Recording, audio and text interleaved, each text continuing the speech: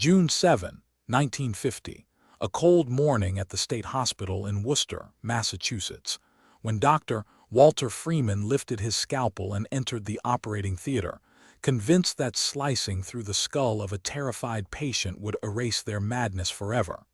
That day, a single lobotomy marked the culmination of a decade-long frenzy that saw the brains of over 40,000 men and women, many of them women, children, and the institutionalized poor, destroyed in the name of cure. The story begins in the early 1930s, when neurological science was still in its infancy and mental illness was a mystery shrouded in fear and stigma.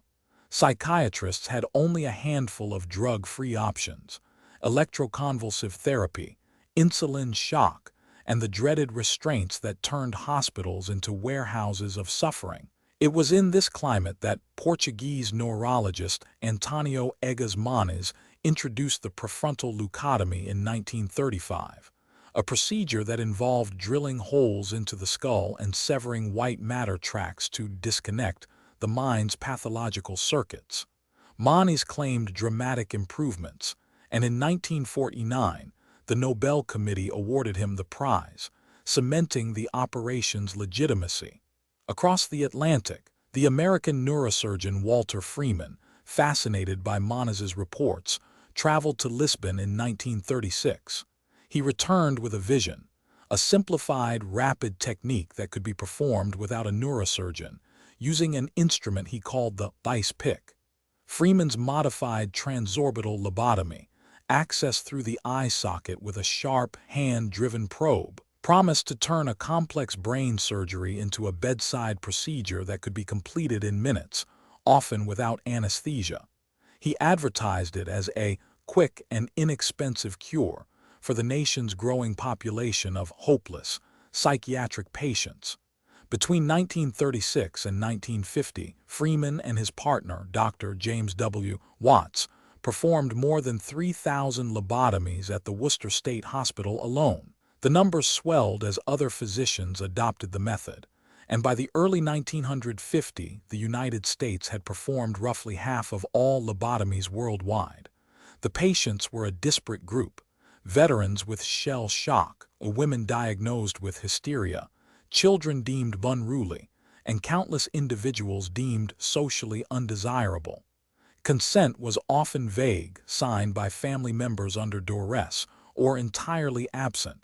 In many cases, the only promise offered was a return to normal life, a promise that seldom materialized.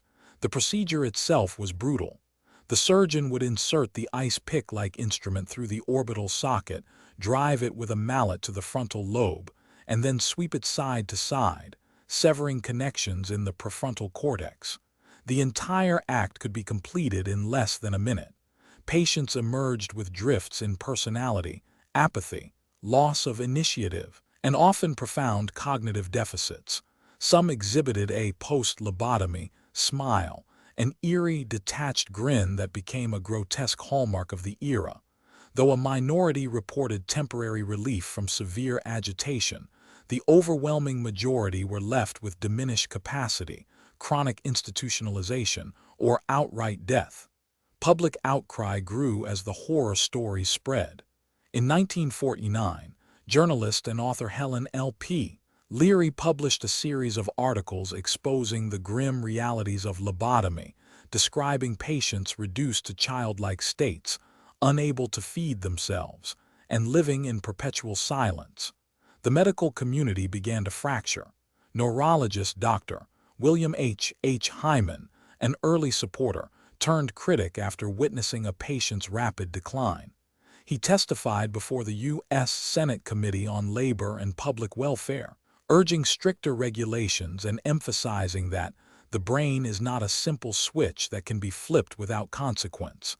Legal battles erupted. In 1949, a Massachusetts court heard the case of Ellen F., a 17-year-old who, after a transorbital lobotomy performed by Freeman, was left mute and incontinent. Her mother sued, arguing that the procedure was performed without proper consent and with reckless disregard for her daughter's well-being. The court ruled in favor of the family, awarding damages and ordering a halt to Freeman's unlicensed surgeries. Though the ruling shocked many physicians, Freeman continued his practice, relocating to New York and performing lobotomies on a national tour, touting his miracle cure at public lectures. The turning point arrived with the advent of chlorpromazine, the first antipsychotic drug, introduced in 1952. This pharmaceutical breakthrough offered a less invasive method to manage psychosis and severe mood disorders, swiftly eroding the perceived need for lobotomy. Simultaneously, the medical community began to scrutinize the ethical foundations of the practice. In 1954, the American Psychiatric Association officially condemned the routine use of lobotomy, labeling it unscientific and inhumane. The procedure, once hailed as a miracle, now stood as a stark reminder of medical hubris. Post-procedure autopsies provided the final, undeniable proof of the damage inflicted. Dr. Thomas W. Laberge, a neuropathologist at the University of Iowa, conducted a series of brain examinations on patients who had died after lobotomy.